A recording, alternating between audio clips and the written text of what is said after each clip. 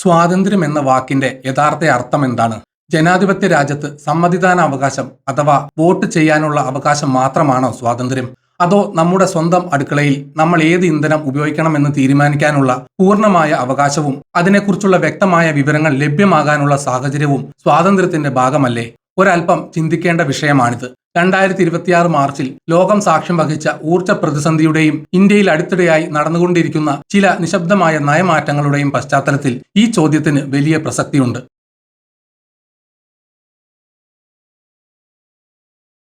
2026 മാർച്ചിൽ ലോകത്തിലെ ഏറ്റവും പ്രധാനപ്പെട്ട എണ്ണ വിതരണ പാതയായ ഹോർമുസ് കടലിടുക്ക് അടച്ചുപൂട്ടപ്പെടുന്ന ഒരു സാഹചര്യമുണ്ടായി. അമേരിക്ക, ഇസ്രയേൽ, ഇറാൻ എന്നീ രാജ്യങ്ങൾ തമ്മിലുള്ള യുദ്ധ സാഹചര്യങ്ങളും ഭൗമരാഷ്ട്രീയ സംഘർഷങ്ങളും രൂക്ഷമായതോടെയാണ് ലോകത്തെ ഊർജ്ജ വിതരണ ശൃംഖലയുടെ ഞരമ്പായ ഈ പാത സ്തംഭിച്ചത്.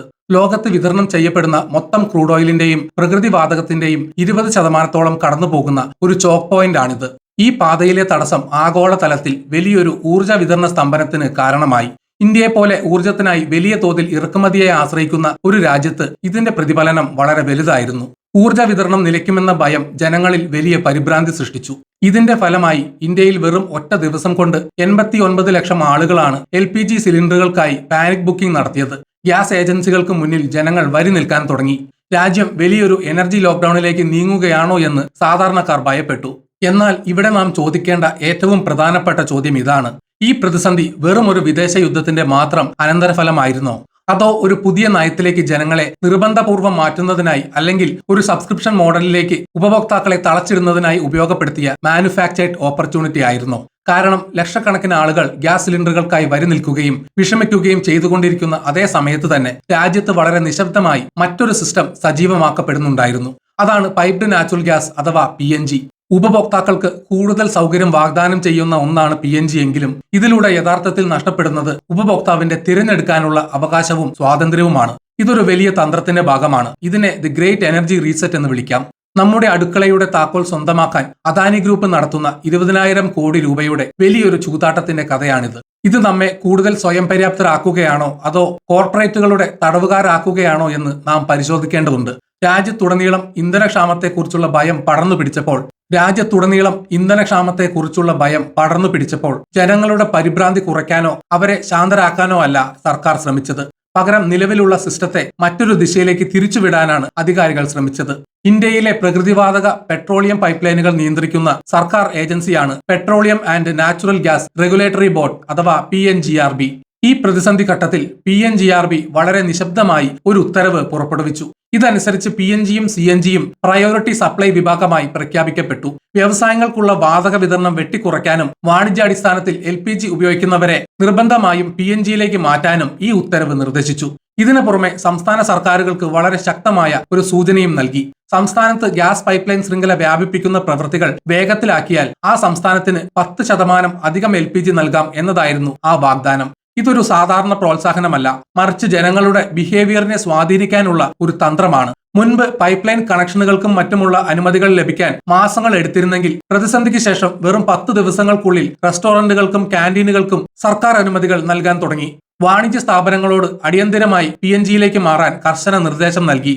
ചുരുങ്ങിയ ദിവസങ്ങൾക്കുള്ളിൽ ആയിരക്കണക്കിന് LPG ഉപഭോക്താക്കളാണ് PNGയിലേക്ക് മാറ്റപ്പെട്ടത്. ജനങ്ങൾ സ്വയമേവ ഈ പുതിയ സംവിധാനത്തിലേക്ക് മാറിയതല്ല, മറിച്ച് സർക്കാരിന്റെ നയങ്ങൾ വഴി അവരെ അതിലേക്ക് നിർബന്ധപൂർവ്വം മാറ്റുകയായിരുന്നു എന്ന് ഇതിൽ നിന്നും വ്യക്തമാണ്. മാർച്ച് 13 രാജ്യത്ത് പാനിക് ബുക്കിംഗ് കൊടുമ്പിരി കൊണ്ടപ്പോൾ സർക്കാർ പ്രശ്നം പരിഹരിക്കുന്നതിന് പകരം ജനങ്ങളുടെ ശീലങ്ങളെ മാറ്റാനാണ് ശ്രമിച്ചത്. PNGയെ മുൻഗണനാ ഇന്ധനമാക്കിയതും പൈപ്പ് ലൈൻ വലിക്കാൻ സംസ്ഥാനങ്ങൾക്ക് ഓഫറുകൾ നൽകിയതുമെല്ലാം യഥാർത്ഥത്തിൽ ഗുണം ചെയ്തത് ആർക്കാണ്? ഇത് അദാനി ടോട്ടൽ ഗ്യാസ് ലിമിറ്റഡ് എന്ന കോർപ്പറേറ്റ് കമ്പനിക്ക് മുന്നോട്ടുള്ള കുതിപ്പിനുള്ള ഒരു അതിവേഗ ടിക്കറ്റായി മാറുകയായിരുന്നു. ഇത് വ്യക്തമാക്കുന്ന ഒരു വലിയ തെളിവ് ഓഹരി വിപണിയിലുണ്ട്. മാർച്ച് 11 ഇന്ത്യൻ ഓഹരി വിപണി വലിയ തകർച്ച നേരിട്ടപ്പോഴും ഒരേ ഒരു കമ്പനിയുടെ ഓഹരികൾ മാത്രം 20% ഉയർന്ന് അപ്പർ സർക്യൂട്ടിൽ നിൽക്കുകയായിരുന്നു. ആ കമ്പനി അദാനി ടോട്ടൽ ഗ്യാസ് ആയിരുന്നു. സർക്കാരിന്റെ ഇപ്പോഴത്തെ ഗതികേട് അദാനിയുടെ കരുത്തായി മാറുമെന്ന് ഓഹരി വിപണിക്ക് കൃത്യമായി അറിയാമായിരുന്നു. അദാനി ടോട്ടൽ ഗ്യാസ് എന്നത് കേവലം ഗ്യാസ് വിൽക്കുന്ന ഒരു കമ്പനി മാത്രമല്ല, അതൊരു വലിയ ഇൻഫ്രാസ്ട്രക്ചർ കൺട്രോൾ മോഡലാണ്. ഡൽഹിയിൽ ഗ്യാസ് വിതരണം ചെയ്യുന്ന IGL ഡൽഹിയിൽ മാത്രം ഒതുങ്ങി നിൽക്കുന്നു. മുംബൈയിലെ MGL മുംബൈയിൽ മാത്രമായി പരിമിതപ്പെട്ടിരിക്കുന്നു. എന്നാൽ ഫ്രഞ്ച് കമ്പനിയായ ടോട്ടൽ എനർജീസുമായി ചേർന്ന് അദാനി ഗ്രൂപ്പ് രൂപീകരിച്ച ഈ സ്വകാര്യ കമ്പനി ഇന്ത്യയിലെ 125 ജില്ലകളിലാണ് വേരുറപ്പിച്ചിരിക്കുന്നത്. ഭൂമിശാസ്ത്രപരമായ അതിരുകളെ ഒരു വലിയ മാർക്കറ്റാക്കി മാറ്റുന്ന തന്ത്രമാണിത്. ഊർജ്ജ മേഖലയിൽ ഏറ്റവും വലിയ ശക്തി എന്ന് പറയുന്നത് അതിന്റെ വ്യാപ്തിയാണ്. അദാനിക്കിന്ന് ആ വ്യാപ്തിയുണ്ട്. അദാനി ഗ്രൂപ്പ് ഇന്ത്യയിലുടനീളം 34 സ്വതന്ത്ര ഭൂമിശാസ്ത്ര പ്രദേശങ്ങളെ ഇതിനോടകം ബന്ധിപ്പിച്ചു കഴിഞ്ഞു. നിലവിൽ 10.5 ലക്ഷം കണക്ഷനുകൾ അവർക്കുണ്ട്. വരും വർഷങ്ങളിൽ, അതായത് അടുത്ത 8 വർഷത്തിനുള്ളിൽ 20,000 കോടി രൂപയാണ് ഈ മേഖലയിൽ അദാനി നിക്ഷേപിക്കാൻ പോകുന്നത്. ഗ്യാസ് വിൽക്കുന്നതിലല്ല ഈ ബിസിനസിന്റെ യഥാർത്ഥ ലാഭം കിടക്കുന്നത്, മറിച്ച് പൈപ്പ് ലൈനുകൾ സ്ഥാപിക്കുന്നതിലാണ്. ഒരു തവണ പൈപ്പ് ലൈൻ സ്ഥാപിച്ചു കഴിഞ്ഞാൽ ആ മാർക്കറ്റ് പൂർണ്ണമായും അവരുടെ നിയന്ത്രണത്തിലാകും. അദാനി വിതരണം ചെയ്യുന്ന PNGയുടെ 70% ലഭിക്കുന്നത് ഇന്ത്യക്കകത്തുള്ള ആഭ്യന്തര സ്രോതസ്സുകളിൽ നിന്നുമാണ്. അതുകൊണ്ട് തന്നെ അന്താരാഷ്ട്ര വിപണിയിൽ ക്രൂഡ് ഓയിലിന്റെയോ പ്രകൃതിവാതകത്തിന്റെയോ വില എത്ര ഉയർന്നാലും അദാനിക്ക് തങ്ങളുടെ വില സ്ഥിരമായി നിലനിർത്താൻ സാധിക്കും. മറ്റ് കമ്പനികൾക്ക് വില കൂട്ടേണ്ടി വരുമ്പോൾ അദാനി കുറഞ്ഞ വിലയിൽ തന്നെ ഗ്യാസ് നൽകുകയും അതുവഴി എതിരാളികളെ പൂർണ്ണമായും വിപണിയിൽ നിന്ന് പുറത്താക്കുകയും ചെയ്യും. ഇതിനെയാണ് സാമ്പത്തിക വിദഗ്ധർ പ്രിഡേറ്ററി സ്റ്റെബിലിറ്റി എന്ന് വിളിക്കുന്നത്. ഈ സ്ഥിരതയും വിപണി നിയന്ത്രണവും ഇന്ന് അദാനിയുടെ പക്കലുണ്ട്. ഇന്ന് നടക്കുന്ന ഈ മാറ്റങ്ങളെ പൂർണ്ണമായും മനസ്സിലാക്കാൻ 2016 ടെലികോം മേഖലയിൽ നടന്ന ഒരു വലിയ വിപ്ലവം നാം ഓർക്കേണ്ടതുണ്ട്. അതിനെ ജിയോ മൊമെന്റ് എന്ന് വിളിക്കാം. 2016 റിലയൻസ് ജിയോ ഇന്ത്യൻ മാർക്കറ്റിലേക്ക് വന്നത് സൗജന്യ ഇന്റർനെറ്റും സൗജന്യ കോളുകളും നൽകിക്കൊണ്ടാണ്. ഈ സൗജന്യങ്ങൾ കണ്ട് ജനങ്ങളെല്ലാം സന്തോഷത്തോടെ ജിയോയിലേക്ക് മാറി. എന്നാൽ ഇന്ന് ടെലികോം മേഖല 2 കമ്പനികൾ മാത്രം ഭരിക്കുന്ന ഒരു അവസ്ഥയിലെത്തി. മൊബൈൽ പ്ലാനുകളുടെ നിരക്കുകൾ അന്നുണ്ടായിരുന്നതിനേക്കാൾ 400% വർദ്ധിച്ചു. എന്നാൽ റിലയൻസ് ജിയോയേക്കാൾ തീവ്രമാണ് അദാനിയുടെ ഈ PNG മോഡൽ. കാരണം ജിയോ പ്രവർത്തിക്കുന്നത് എളുപ്പത്തിൽ മാറ്റാൻ കഴിയുന്ന ഒരു സംവിധാനത്തിലാണ്. നിങ്ങൾക്ക് എപ്പോൾ വേണമെങ്കിലും നിങ്ങളുടെ സിം കാർഡ് മറ്റൊരു കമ്പനിയിലേക്ക് പോർട്ട് ചെയ്യാം. തിരഞ്ഞെടുക്കാനുള്ള നിങ്ങളുടെ അവകാശം അവിടെ ബാക്കിയുണ്ട്. എന്നാൽ PNG എന്നത് ഒരു നാച്ചുറൽ മോണോപോളിയാണ്. ഒരിക്കൽ അദാനി നിങ്ങളുടെ കോളനിയിലോ നിങ്ങളുടെ വീടിന്റെ ഭിത്തിയിലോ ഗ്യാസ് പൈപ്പ് ലൈൻ വലിച്ചു കഴിഞ്ഞാൽ പിന്നീട് മറ്റൊരു കമ്പനിയും അവിടെ വന്ന് പുതിയൊരു പൈപ്പ് ലൈൻ വലിക്കാൻ പോകുന്നില്ല. അത് ആ ചെറിയ കമ്പനികളെ സംബന്ധിച്ച് ഒരു വലിയ സാമ്പത്തിക നഷ്ടമായിരിക്കും. അതായത് ഒരിക്കൽ നിങ്ങളുടെ വീട്ടിലേക്ക് ഗ്യാസ് പൈപ്പ് വന്നു കഴിഞ്ഞാൽ പിന്നീട് മറ്റൊരു കമ്പനിയിലേക്ക് മാറുക എന്നത് പൂർണ്ണമായും അസാധ്യമാകും. നിങ്ങൾക്ക് എളുപ്പത്തിൽ സിം കാർഡുകൾ മാറ്റാം, എന്നാൽ ഒരിക്കലും വീടിന്റെ ഭിത്തിക്കുള്ളിലെ പൈപ്പ് ലൈനുകൾ മാറ്റാൻ കഴിയില്ല. ഉപഭോക്താവിന്റെ അവകാശങ്ങൾ അവിടെ എന്നേക്കുമായി അവസാനിക്കുന്നു. LPGയിൽ നിന്ന് PNGയിലേക്ക് മാറുമ്പോൾ ഉപഭോക്താക്കൾക്ക് ഒറ്റ നോട്ടത്തിൽ വലിയ ലാഭം തോന്നാം. പ്രതിവർഷം 4,000 രൂപ വരെ ലാഭിക്കാമെന്ന് കമ്പനികൾ വാഗ്ദാനം ചെയ്യുന്നു. കൂടാതെ സുരക്ഷയും കൂടുതലാണെന്ന് തോന്നും. എന്നാൽ ഈ സൗകര്യങ്ങൾക്ക് പിന്നിൽ ആരും കാണാത്ത, മാധ്യമങ്ങൾ പോലും ചർച്ച ചെയ്യാത്ത ചില ഒളിഞ്ഞിരിക്കുന്ന വശങ്ങളുണ്ട്. LPG സിലിണ്ടർ എന്നത് ഒരു സാധാരണ ഉൽപ്പന്നമാണ്. നിങ്ങൾക്കത് ഏത് ഗ്യാസ് ഏജൻസിയിൽ നിന്നും എപ്പോൾ വേണമെങ്കിലും വാങ്ങാം.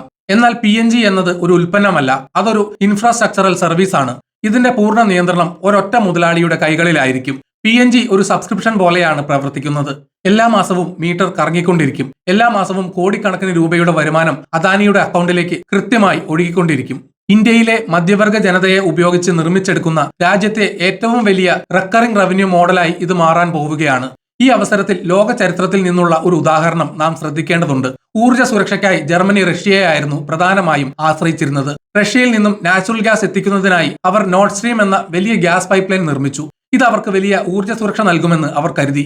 എന്നാൽ റഷ്യ ഉക്രൈനിനെതിരെ യുദ്ധം പ്രഖ്യാപിച്ചതോടെ ജർമ്മനിയുടെ ഏറ്റവും വലിയ ശക്തിയായിരുന്ന ഈ പൈപ്പ് ലൈൻ അവരുടെ കഴുത്തിലെ കുരുക്കായി മാറി. ഇന്ത്യയും ഇപ്പോൾ സമാനമായ ഒരു പാതയിലൂടെയാണ് സഞ്ചരിക്കുന്നത്. എവിടെ വേണമെങ്കിലും എളുപ്പത്തിൽ കൊണ്ടുപോകാൻ കഴിയുന്ന ട്രക്കുകളിൽ വരുന്ന LPG സിലിണ്ടറുകൾ ഉപേക്ഷിച്ച് നാം പൂർണ്ണമായും ഒരു പൈപ്പ് ലൈൻ ശൃംഖലയെ ആശ്രയിക്കാൻ തുടങ്ങുകയാണ്. ഈ പൈപ്പ് ലൈനുകളുടെ പൂർണ്ണ നിയന്ത്രണം ഏതാനും ചില സ്വകാര്യ കോർപ്പറേറ്റുകളുടെ കൈകളിലായിരിക്കും. ഭാവിയിൽ ഈ കോർപ്പറേറ്റ് കമ്പനികളുടെ താല്പര്യങ്ങൾക്കനുസരിച്ച് രാജ്യത്തിന്റെ ഊർജ്ജ നയങ്ങൾ തീരുമാനിക്കുന്ന ഒരവസ്ഥ വന്നാൽ സാധാരണക്കാരായ ജനങ്ങൾക്ക് എന്ത് പ്ലാൻ ബി ആണുള്ളത്? 2026 മാർച്ചിൽ കണ്ടതുപോലെയുള്ള LPG സിലിണ്ടറുകൾക്കുള്ള വലിയ വരികളും ആ പ്രതിസന്ധിയും കുറച്ചുനാൾ കഴിയുമ്പോൾ അവസാനിച്ചേക്കാം. എന്നാൽ നിങ്ങളുടെ അടുക്കളയുടെ ഭിത്തി തുറന്ന് അകത്ത് കയറിയ ആ മഞ്ഞ നിറത്തിലുള്ള പൈപ്പുകൾ അവിടെ തന്നെ സ്ഥിരമായി ഉണ്ടാകും. വികസനം വരുമ്പോൾ എപ്പോഴും നമ്മൾ അതിനൊരു വലിയ വില കൊടുക്കേണ്ടി വരും. ആ വില പലപ്പോഴും നമ്മുടെ സ്വാതന്ത്ര്യമായിരിക്കും. സ്വകാര്യവൽക്കരണവും പൈപ്പ് ലൈനുകളും വരുമ്പോൾ നാം ചില സ്വാതന്ത്ര്യങ്ങൾ അടിയറവ് വെക്കേണ്ടി വരുന്നു എന്നത് ഒരു യാഥാർത്ഥ്യമാണ്. എന്നാൽ ഈ വലിയ വില കൊടുക്കാൻ നാം തയ്യാറാണോ എന്നതാണ് ഏറ്റവും വലിയ ചോദ്യം. നമ്മൾ കെട്ടിപ്പടുക്കുന്നത് യഥാർത്ഥത്തിൽ ഒരു ആത്മനിർഭർ ഭാരത് ആണോ, അതോ നമ്മുടെ സ്വന്തം വീട്ടിലെ അടുപ്പിലെ തീ എത്രത്തോളം കത്തണമെന്ന് ഏതെങ്കിലും കോർപ്പറേറ്റ് കമ്പനിയുടെ എയർ കണ്ടീഷൻ ചെയ്ത ബോർഡ് റൂമുകളിൽ തീരുമാനിക്കപ്പെടുന്ന ഒരു പുതിയ അടിമത്തത്തിലേക്കാണോ നാം നീങ്ങുന്നത്? വികസനത്തിന്റെയും മാറ്റങ്ങളുടെയും ഈ കാലഘട്ടത്തിൽ ഓരോ പൗരനും സ്വയം ചോദിക്കേണ്ട ചോദ്യമാണിത്. വീഡിയോ കണ്ട എല്ലാവർക്കും നന്ദി.